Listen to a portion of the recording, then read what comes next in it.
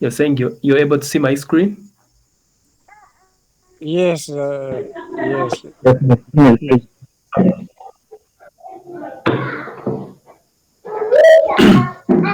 All right. So good evening, ladies and gentlemen. Once again, my name is Rodney Mutunja, and I'll be taking you through this wonderful session of public health nutrition. And today we are going to introduce it. And in this session, we want to learn about the public health nutrition and its significance. We want to relate nutrition and public health. I also want to see how we can gain from this knowledge after here. Which career opportunities can we look out for after we've gained this knowledge and skills? Then we also want to recognize the levels through which issues to do with public health nutrition can be prevented. So, if you're looking at public health nutrition, then ultimately you're looking at a lot of definitions. And first of all, you have to understand health per se, then you have to also look at public health and then public health nutrition as a whole.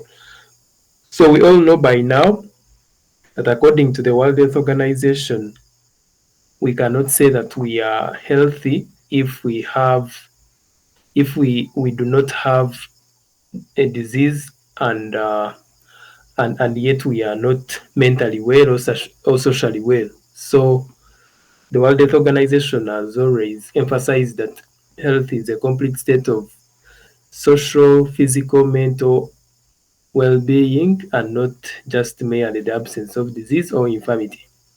And we also know that public health per se is more promoting and protecting the health of communities through organized through their organized efforts and informed decisions. So we in public health we make sure that these communities are empowered to take charge of their health, and then they also make decisions which are informed by what we gather with their coordination, because we gather data and we inform them of what is right, and then we also use their efforts to promote and protect health of those communities. So public health nutrition then now becomes the application of nutritional principles, practices to promote the health of populations.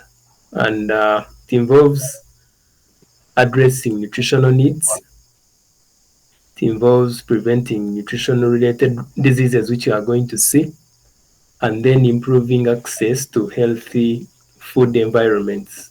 And these healthy food environments could be those markets from where people get the food from, the fields where they get the food from. We should always encourage that or ensure that where people acquire this food from or where they get this food from which they consume is of a healthy origin.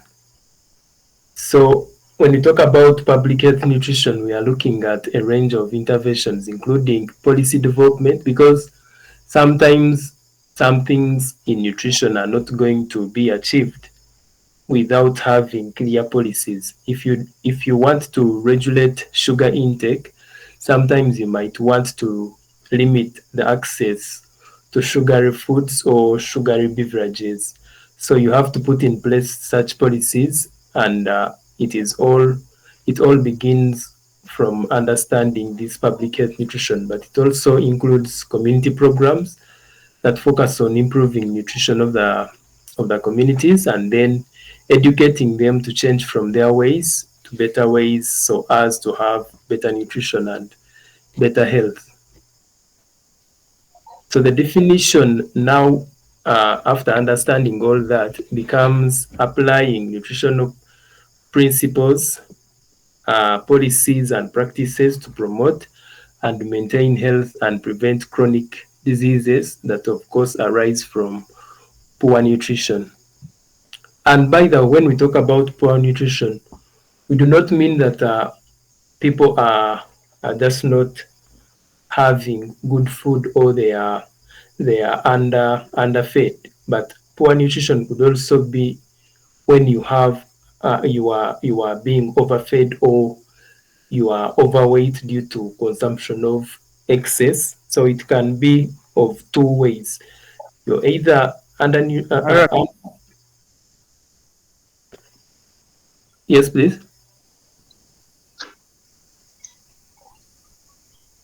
All right. So I was still saying that in poor nutrition, you're either under uh, undernourished or not having good nutrition or poorly fed, but you can also be overly fed and it will also be poor nutrition or malnutrition. So malnutrition can be in two ways. You're either underfed or you're overfed. So both ways you'll be having malnutrition. So it is a multidisciplinary field which integrates nutrition itself, epidemiology to know which people are being affected, how are they affected, where do they live, those people that are being affected, and also what is being done. Then we have health promotion majorly that deals with Yeah, educating we, them to change from hmm? behaviors of poor nutrition to better nutrition. Then health policy, like I was saying, is Yeah. generally to create that environment in which public health nutrition can be achieved. Hmm? It seems we have someone who Yes. hasn't muted himself. Gabriel, Gabriel, could you please mute your microphone?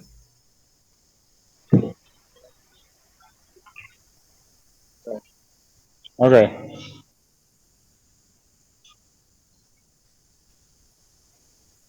All right, thank you. So we're still introducing our topic and our session today, where we are trying to appreciate what public health nutrition entails. And we are saying that it involves a lot of fields like epidemiology, nutrition itself, health promotion to make sure that people change from what they believe to better beliefs which can promote this nutrition, but also creating an environment in which better nutrition can be achieved by putting in place better policies that support public health nutrition. So the importance of this public health nutrition or understanding nutrition is that it is critical in preventing those chronic diseases like we are going to see. The diseases like heart disease, stroke, diabetes, some types of cancer can be well prevented if we understand the concept of public health nutrition and what we need to do to prevent those diseases. And of course, by the end of this session, we are going to appreciate what we can do using the knowledge of nutrition so as to prevent ourselves from getting these diseases and also spreading this message to the other people around us and the communities around us so that we can reduce this burden of suffering from these chronic diseases. So we also realize that from having better healthy habits, we are going to prevent such diseases and also improving access to healthy foods will enable us to do that. So historically, of course, people have always come up with interventions to improve nutrition, and long time ago, even before the the 19th century, we had people linking vitamin C that is in citrus fruits like mangoes, like oranges, to be able to prevent scurvy. And we know scurvy is a disease that is due to the deficiency of vitamin C. So there was that linkage which was drawn between citrus fruits and scurvy prevention, which is a great milestone when we talk about public health nutrition. Then we have had those policies and acts being put in place, especially in those developed countries, but also in our countries. At least we have some of those acts and policies that help to guide how we go on to make sure that we have better nutrition in our countries. We've heard about exclusive breastfeeding, especially in most countries, we have that exclusive breastfeeding for all mothers, and it should be done for the first 6 months. And it is a policy that enhances nutrition, especially among those children who are under 1 year, or the ones that we call infants. So uh, we are going to realize that we cannot achieve better nutrition without liaising people of the agriculture sector. And that's why historically we've had things like the food guide pyramid by the US Department of Agriculture coming in place to show uh, how we are supposed to eat, which food should be large in quantity, and those that should also not miss on our plate every day when we take food. Okay, so all those were great milestones in the public health nutrition arena, which helped shape the path that we are taking right now so as to achieve better nutrition for communities around us as public health professionals. So the opportunities that are provided by understanding public health nutrition to improve population health include nutrition assessment and surveillance, whereby we collect data about nutritional status, we analyze this data, and we make informed decisions, whether it is informing policies, whether it is informing programs that can be put in place to improve nutritional status. This is all done when we do nutrition assessments and surveillance. But also the scope of nutrition of public health nutrition includes nutrition education and promotion. And like I said earlier, it's all about changing behavior. And when we talk about this behavior, we mean better behavior for nutrition. If people have been consuming foods that could be leading to those nutrition related diseases, then during this health education and promotion, we want to make sure that they understand why the decisions that they have been taking nutritionally are not good, and how they can change to better decisions or better eating habits, and what would be the significance of that change. Okay, but also we also recognize that we have policy development and advocacy, and policies create a good environment for us to practice this public health nutrition. Then community interventions now involve us going to the community and looking at what is on the ground. These people suffer from malnutrition because they lack food, or they are eating unhealthy food, or even the food they are eating is contaminated. So we look at those things, and those come in community interventions, whereby you have community-based organizations coming in. We have other NGOs and maybe businesses which could help us to do these community interventions.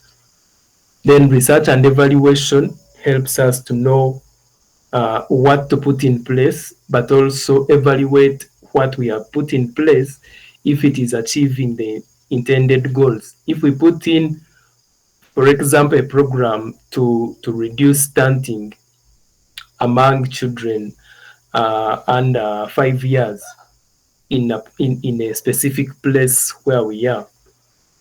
So we do research and evaluation to know after some time, was there a change? Was there an impact because of our intervention or not?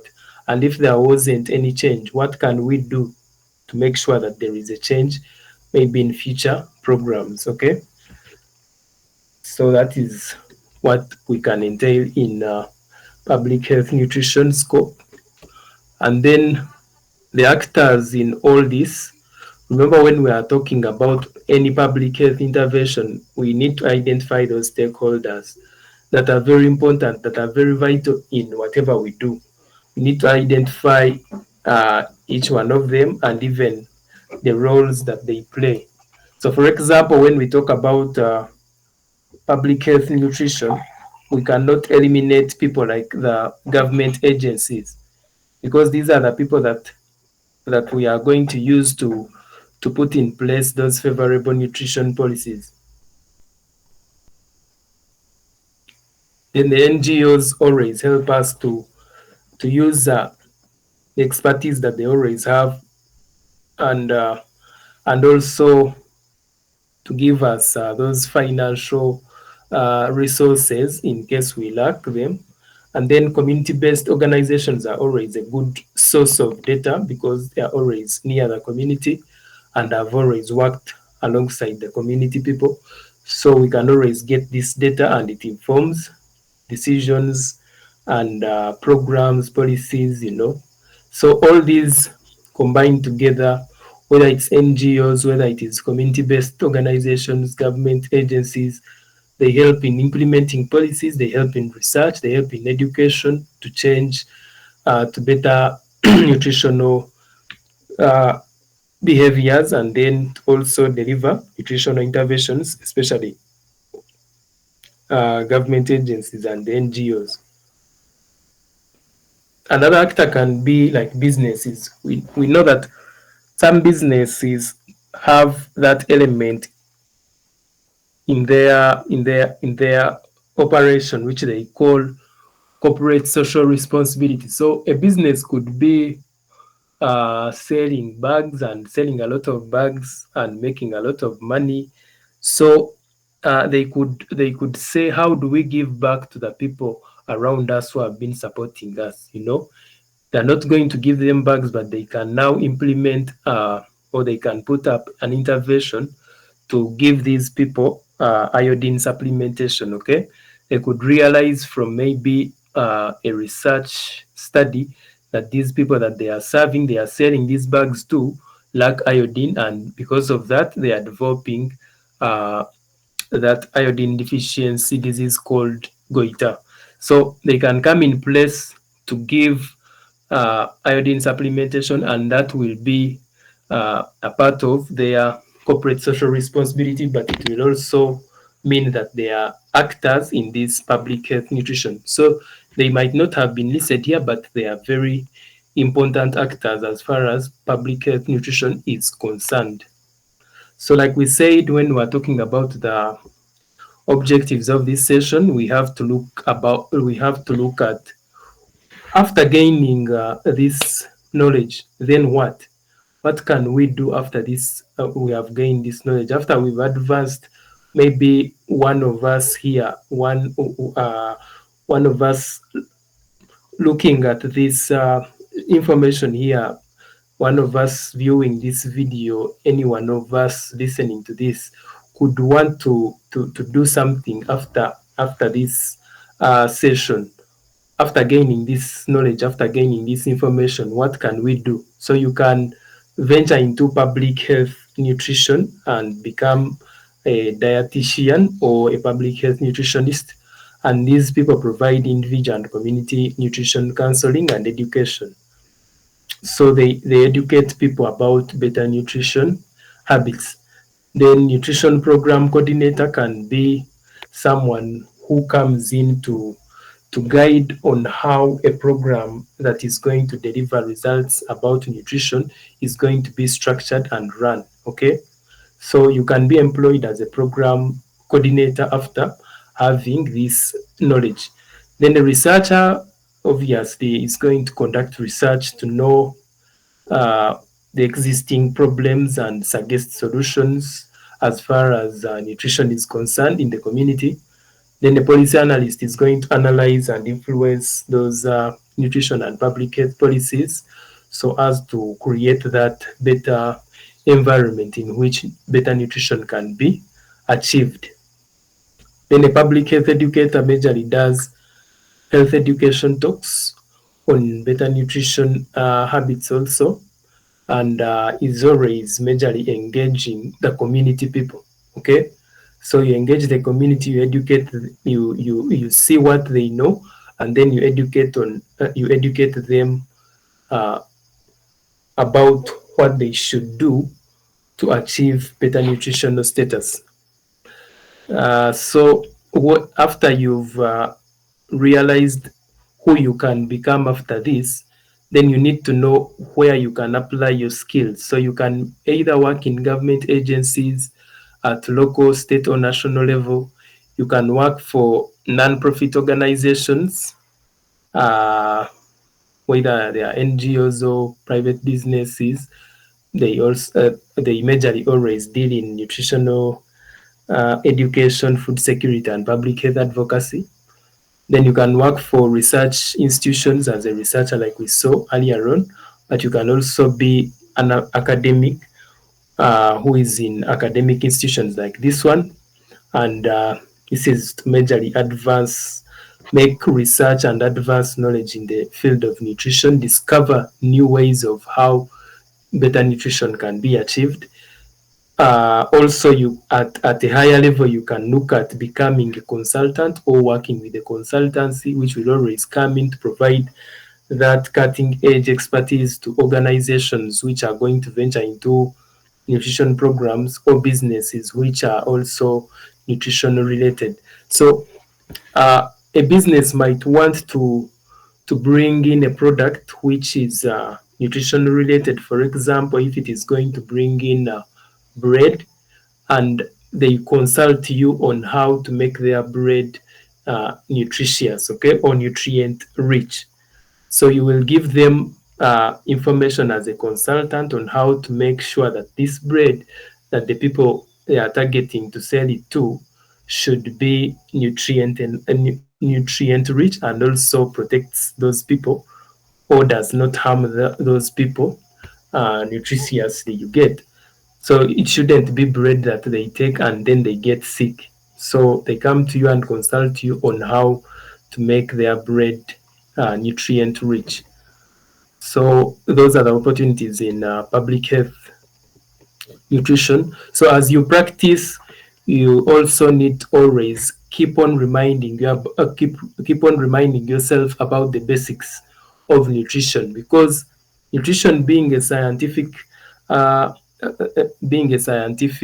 subject, it there are always going to be those changes here and there. Okay, so for you to stay in your lane, for you to stay alert and knowledgeable about nutrition, you need to keep on doing what we call continuous professional development, and it is very critical in any subject that is scientific in nature. And you can do this through workshops, through attending conferences about nutrition or the new advances or innovations around nutrition. So there are always people innovating here and there. You could also be one of them, but how do you make sure that you get that information through this professional development?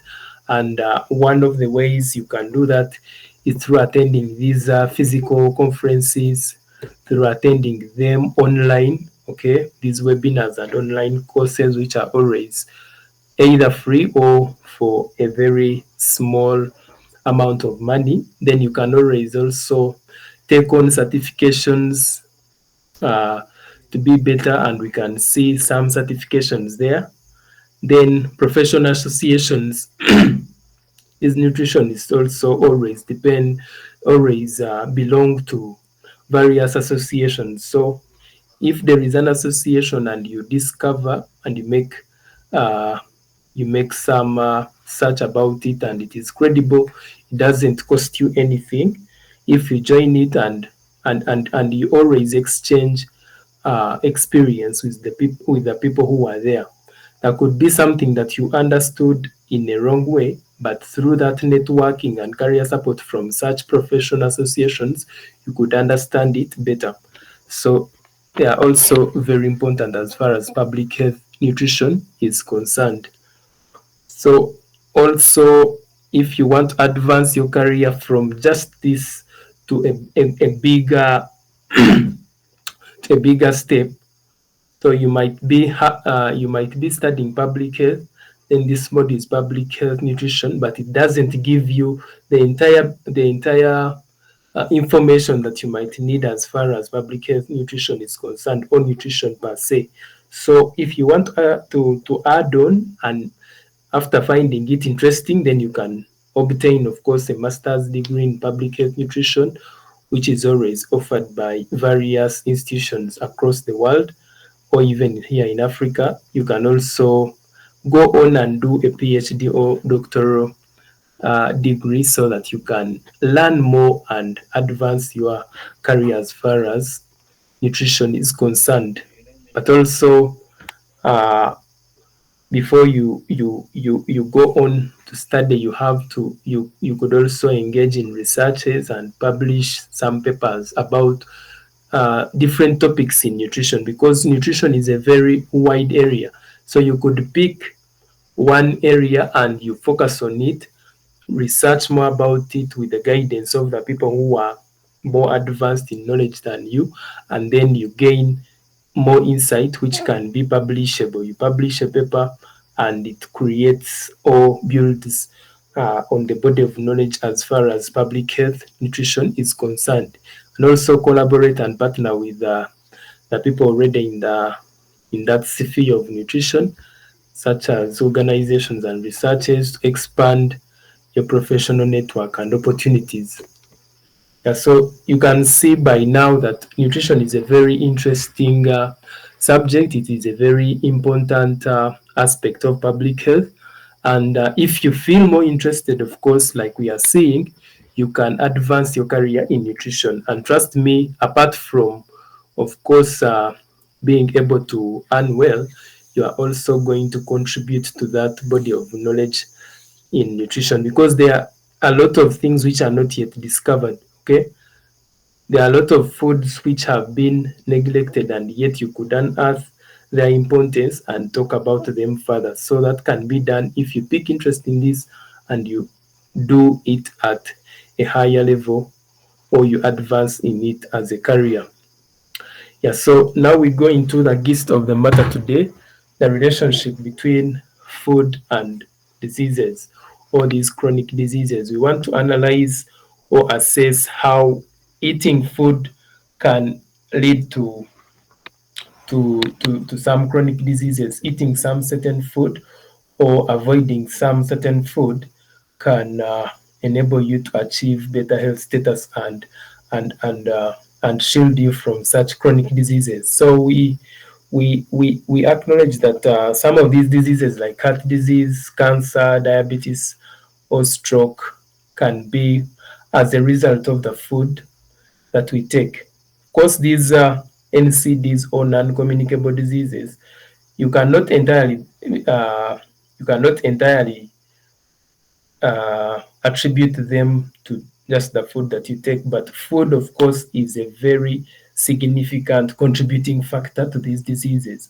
Okay, so consuming processed foods, those foods that we find in those that are called junk or fast food, saturated fats, you know, especially those that come from animals like beef, pork, and those fatty chicken, you know, all those, and then added sugars in beverages like sodas, alcoholic beers can increase that risk of these diseases, while consuming a diet rich in fruits, vegetables, whole grains, and lean proteins can reduce the risk. So, on one hand, you have processed foods, saturated fats, added sugars, which are always, by the way, appealing to the eye. You see it and you cannot resist the temptation of taking it, you know. But these fruits, vegetables, whole grains like legumes, uh, or or this unprocessed maize, and then lean proteins like those eggs and non-fatty fish, you know, all that meat that is not having fat on it. Those ones are not appealing to the eye, you know. People take them ideally when they are broke, you know.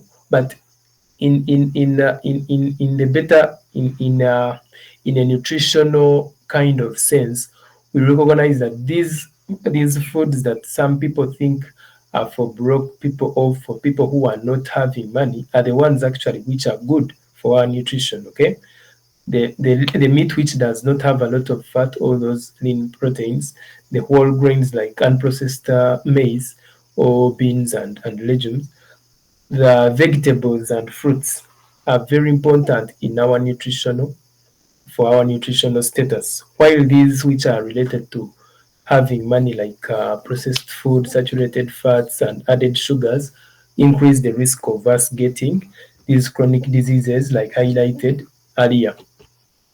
So, for example, heart disease, which by the way, right now is a leading cause of death worldwide, we have shifted from death being caused by those infectious disease causing agents like bacteria, viruses. So, due to the advent of vaccines, those diseases no longer kill people a lot. Okay, but now the diseases that kill people are these heart diseases, and it's all because of consuming those diets that are high in saturated fats, like I mentioned, added sugars in those beverages like beers, sodas, energy drinks. All those increase the risk of heart disease. Okay, because for example, if you're looking at those saturated fats, they have a tendency of causing what we call atherosclerosis, whereby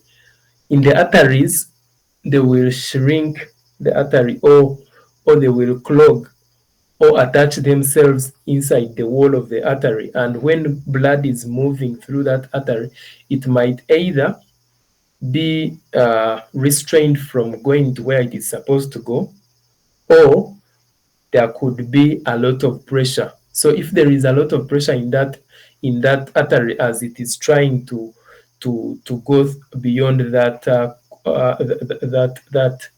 that impediment or that disruption by these saturated fats, then you can end up with that high blood pressure.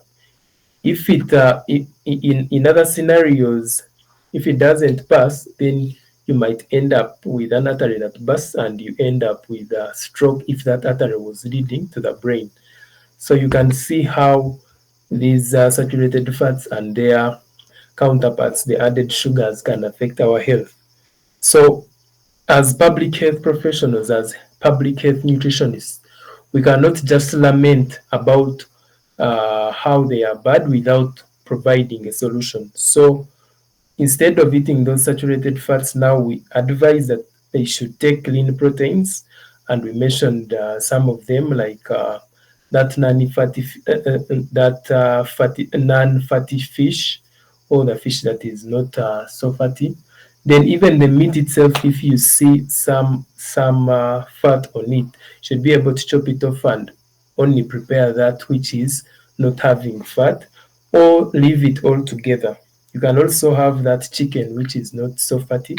Then you can also opt for proteins from legumes like peas, like beans, which can be a source of proteins which are not very harmful to the body or leading to heart disease.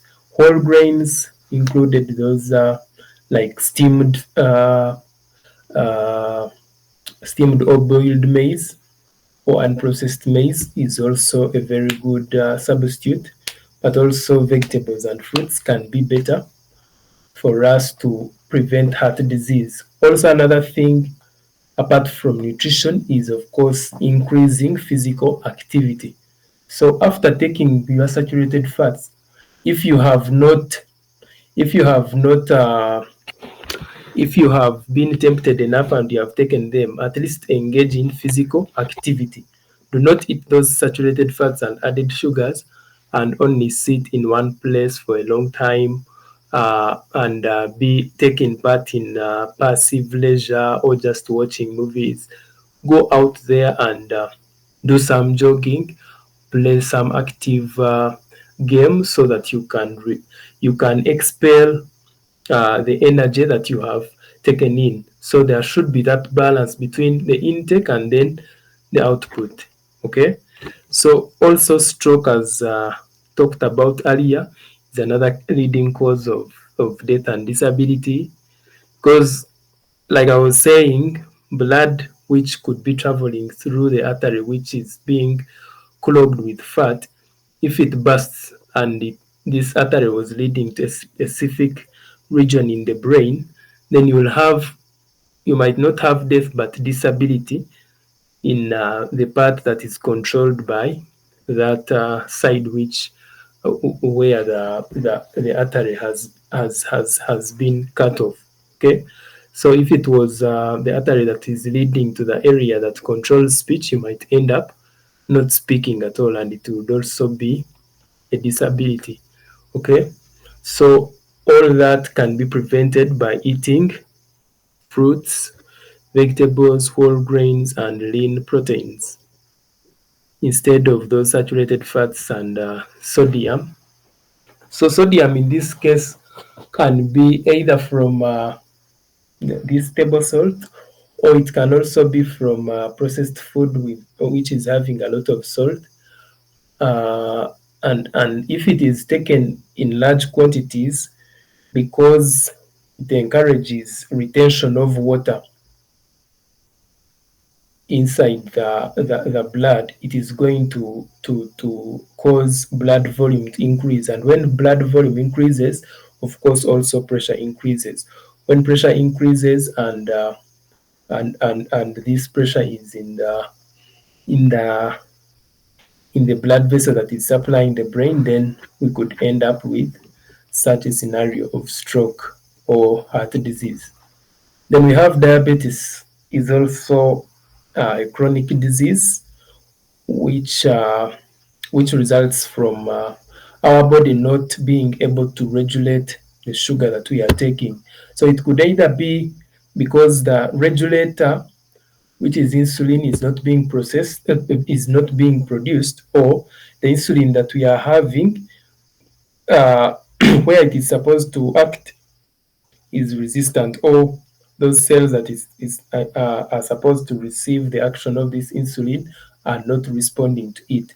So that second scenario is always common in people who have obesity, and this obesity is always due to eating in excess of either saturated fats or added sugars or these carbohydrates. Okay, so if you eat a lot of that, you could end up with obesity, which can lead to or which can predispose you to diabetes. Okay, but also, of course, if you take a lot of this processed sugar and those saturated or added sugars, you could end up with this chronic disease. So for us to prevent that, we should always focus on eating vegetables, fruits, whole grains, and lean proteins, as we have previously suggested.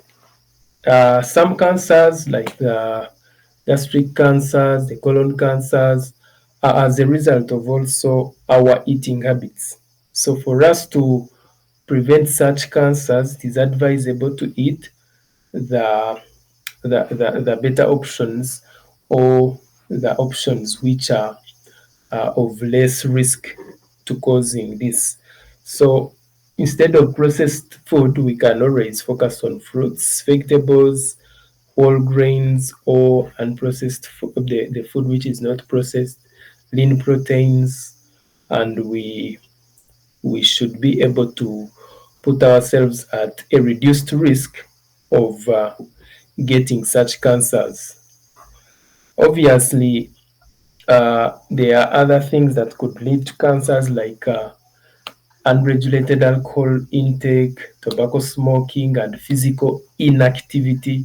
So, as much as you eat well, you also need to couple it up, or make sure that you practice uh, better physical activity, desist from taking a lot of alcohol, or abstain from it altogether, but also do not engage in tobacco smoking. Then iron being a micronutrient, meaning that it is required in the body but in small quantities. But it is very important also to have it in your in your food intake. Okay, because we realize that if you do not have it, you could end up being anemic, having a lot of fatigue or decreased immune function. So the sources of this iron or this micronutrient could be poultry or those birds, be fish, beans, leafy green vegetables like spinach.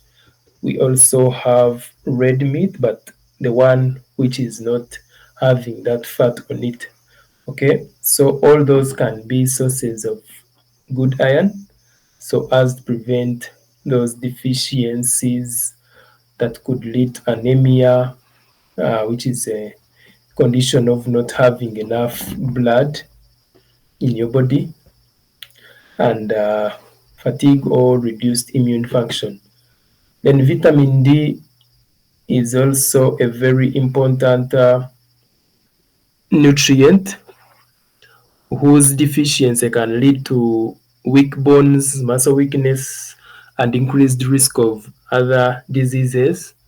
So it can be found in fatty fish or that fish which is a bit fatty, but also egg yolks. So you're encouraged now to basically take these eggs when they are boiled, and sometimes it is put in milk that is sold, which is that is sold when it is packaged, and then this milk, when it is being processed, they add in vitamin D. So that is why we are calling it fortified dairy products. So there could be a dairy product like milk which has some vitamin D in it.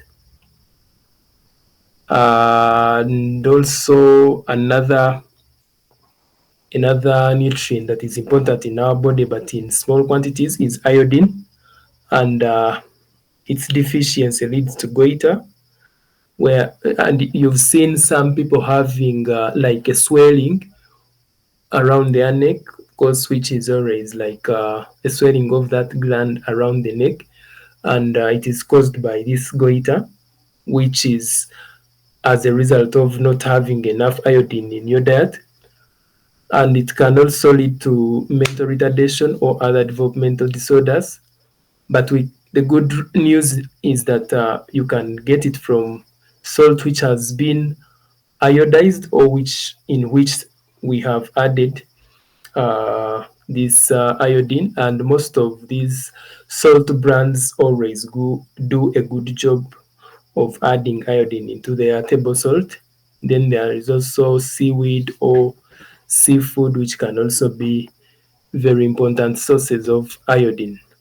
Okay, so those are basically what we are going to discuss today as far as the diseases that can be as a result of not having good nutrition: heart disease, stroke, diabetes, cancer, iron deficiency, vitamin D deficiency, iodine deficiency, and a couple of others as we are going to be seeing.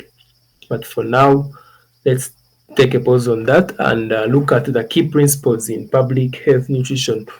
What guides us when we are looking at the nutrition status of either a community or an individual? So to promote good health and prevent these nutritional deficiencies, we need to follow those key rules or key principles. And we need to, these key principles include adequacy, balance, variety, moderation. And in adequacy, we are looking at, are these individuals receiving the sufficient nutrients for optimal health? Are they eating the right amount of carbohydrates, proteins, vitamins, minerals? Are they taking enough water, which is also by the one of the things that we need as far as nutrition is concerned? What about the balance? We need to make sure that they are balancing these food nutrients. Okay, you should be having all food groups, not having only carbohydrates for the entire year or for the entire month without putting in anything else. Okay, you shouldn't be a person who eats millet from day one because they told you that millet is a whole grain, so you eat it from day 1 of October to day 30th of October. Okay, you should be able to balance and bring in something else. Okay, bring in proteins. We saw some few proteins there. We saw some minerals that you might need. Then when you talk about variety, almost the same as balancing, but now in this case, when you're eating, your plate should be having variety of these foods. Sometimes it might be hard, but use the context of where you're promoting nutrition to do this. Okay, so you cannot go in a place where they do not have those vegetables and those leafy vegetables, and you start promoting the same. Yes, they might be able to get from the markets, but sometimes it might be hard. So now you can talk about how they can bring in fruits, okay, to deal with that fiber deficiency, so that they have some fiber whenever they are eating. So if there should be that variety when on your plate, okay. Whenever you are eating, you should be having some carbohydrates, some protein, or some minerals, and maybe a few vitamins here and there. Okay. Then moderation. You shouldn't be eating as if you're going to die. Okay, because you have realized that when you take a lot of it, or when you take excess calories, you could end up being either overweight or obese. And we've seen the effects of such cases. Okay, so you need to have we need to look at that principle of moderation and pay key attention to it. Okay, you shouldn't be people who say they live to eat. Okay, but they should be able to eat to live. All right. So when we talk about public health nutrition and the principles, we are looking at those four: the adequacy, the balance, the variety, and then the moderation. So we realize that as we try to advocate for public health nutrition, of course, it is not always a smooth ride. It is not a walk in the park. We are always going to face some challenges here and there. And one of them, as I hinted earlier on, is food insecurity, whereby people cannot have all the food that they need throughout the year or throughout a given period of time. Then we also can have food deserts when uh, a certain food can be lost in such an in an area for a long time. We can have obesity, whereby people have too much weight for their height.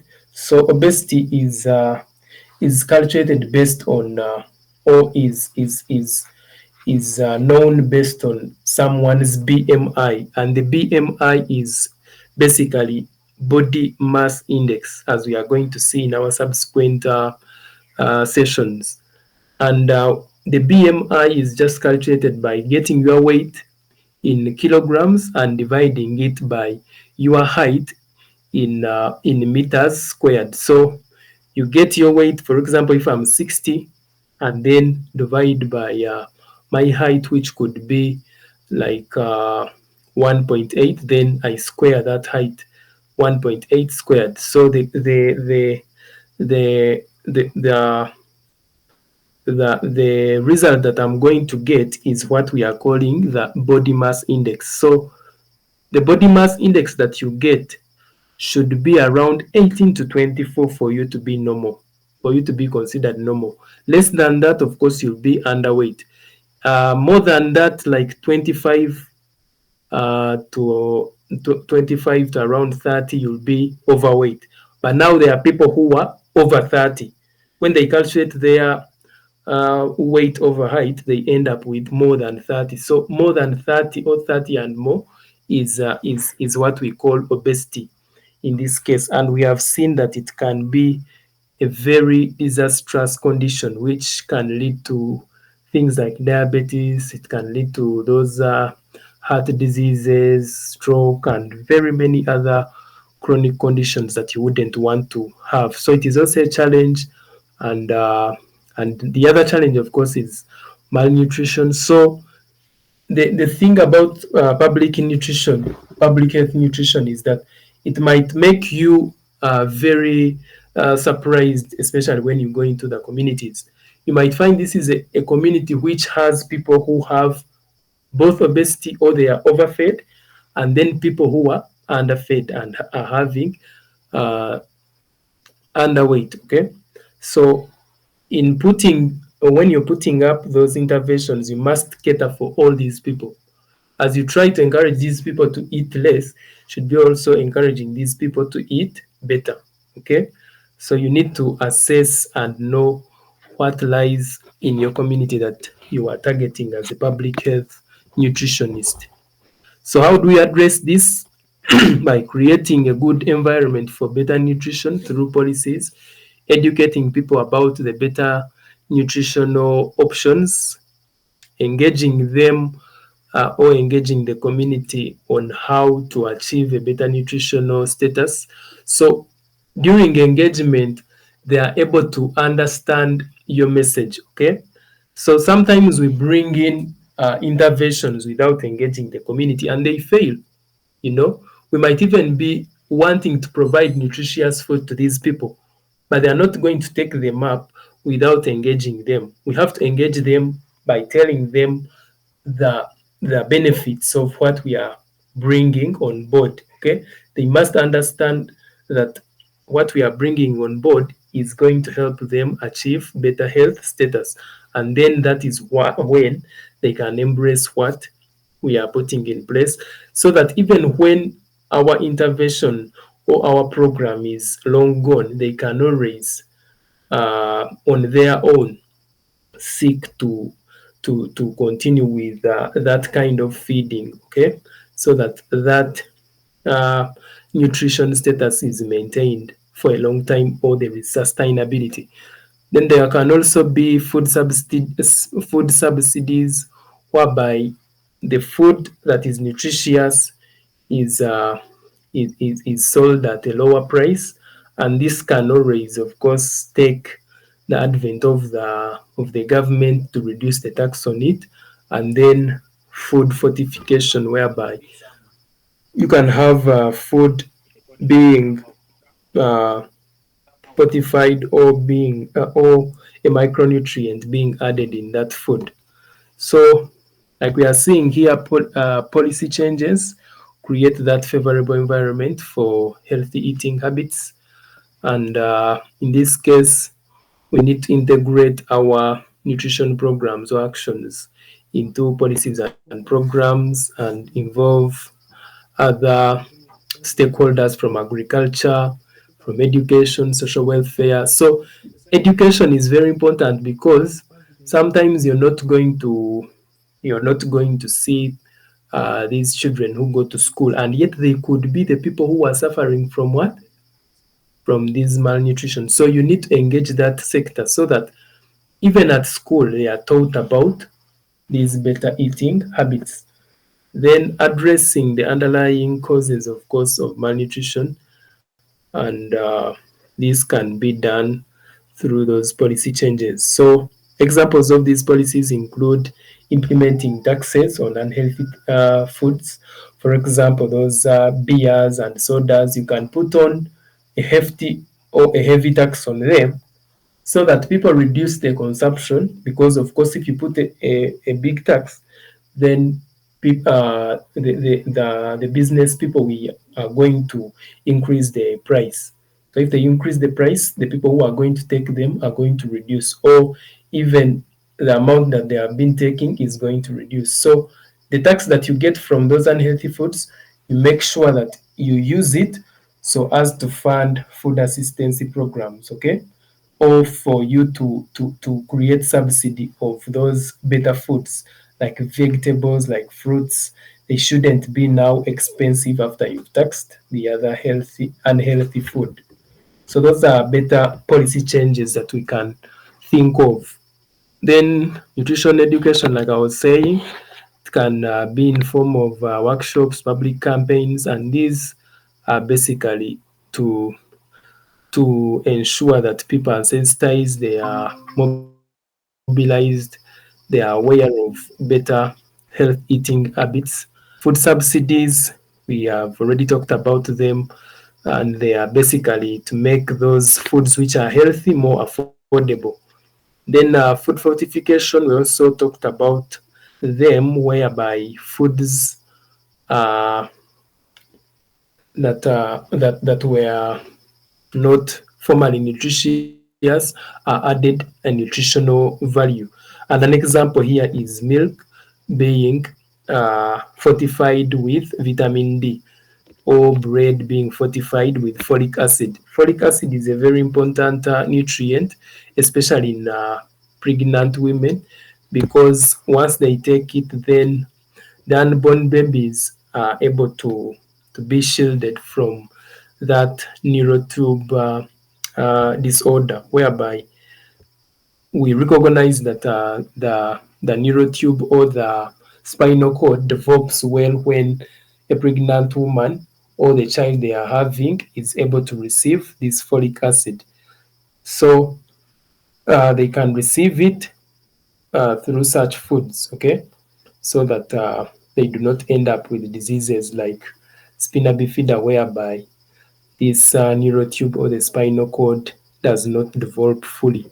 So you can see how these foods are fortified. You have also seen cooking oil, cooking oil being fortified. You find that they say it is fortified maybe with some vitamin like E, you know. So all that can be implemented so as to have better nutrition in our communities. So the last objective of this session is looking at the levels of prevention in public health nutrition.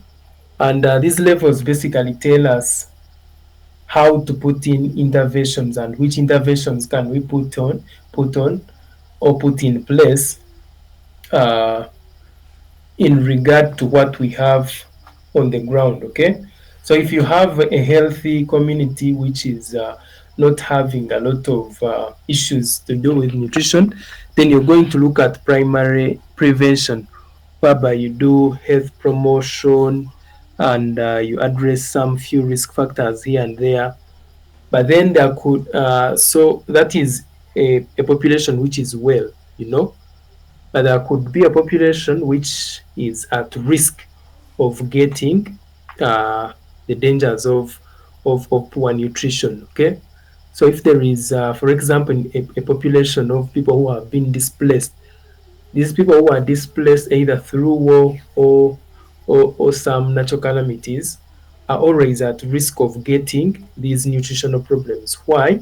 Because first of all, they have left their gardens from which they used to get food, but also they cannot access those markets because they fear of of uh, of being attacked if there is still a war. You know, so those people are always at uh, at at at risk of getting some of those nutritional problems. So what you do at secondary prevention now, you have to screen for people who are at risk. You have to screen for people who are getting those acute or those onsets of nutritional problems, okay? And you diagnose them early so that if someone is having malnutrition at an early stage, you can address it before it becomes worse, okay? If someone is getting diabetes at an early stage because maybe they are no longer able to do exercises here and there, then you can diagnose it at an early stage so that it doesn't progress into a bigger disease, okay? It doesn't progress to cause a lot of damage to this individual. So that would be secondary prevention. And then at tertiary level, people are already suffering from these diseases. So now you want to make sure that they do not suffer those bigger consequences. At secondary level, they are about to suffer from these nutritional related problems. But at tertiary level or at tertiary prevention, they are already suffering. So you do not, now you want to rehabilitate them. You want to prevent these diseases from causing a lot of damage in their bodies or in their communities. So interventions there, of course, will look at how You can encourage them to take drugs. Uh, you can encourage them to stay uh, to adhere to the set to the set mm, to the set prescriptions by the nutritionists, and making sure that the complications do not worsen, okay, or preventing those complications from even happening at tertiary level. So the explanation here is basically that at primary level, you're preventing the condition from occurring in the first place. You look at things like school nutrition education, whereby you teach the children themselves on how to improve the nutrition, and also to make sure that they propagate this information to the people in their homes. Okay, and they also grow with this information in them. When a child is taught at an early age, then they grow with this information and it is able to shape how they view their life. Okay, then we have, of course, public health campaigns also coming in here. At secondary level, whereby people are at risk, you have recognized that they are at risk, you screen for malnutrition, bring in early interventions so that they do not develop those diseases. Okay, then at tertiary level they have developed, and now you are managing the conditions. So as public health officers, of course, we always want to put in place these primary prevention strategies. Okay, we do not want to leave the community to reach at a level where we are going to bring in tertiary prevention. So if we can always put in place interventions to encourage primary prevention, then we've said that we have gained a lot from this session. So ultimately, these prevention strategies from primary to secondary to tertiary, they correspond to the nutrition continuum, which shows how someone transitions from being well to being unwell nutritionally. Okay, someone will start when they are not feeding on those unsafe foods as far as nutrition is concerned. Then they will gradually go to those nutrition, those harmful foods as far as nutrition is concerned, and then they will end up being sick and depend on those rehabilitative measures to make them well. So at the end of the day, you do not want to reach to the worst case scenario. We want to encourage our communities or the people that we are working with as public health professionals to always feed well, avoid those sugary foods and beverages, but also engage in physical activity, prevent all disease from taking a lot of alcohol, tobacco smoking, and basically prevent also those distressing uh, situations. So that has been it for today. We looked at the public health nutrition definition and link with public health and health. We also looked at the career path that we can take after gaining this knowledge. We have also appreciated those those diseases that can arise from poor nutrition and how we can prevent them. And we've seen the preventative measures that we can put in place at each level of where we find our community at. So thank you so much for joining me today. And I think we've managed our time very well.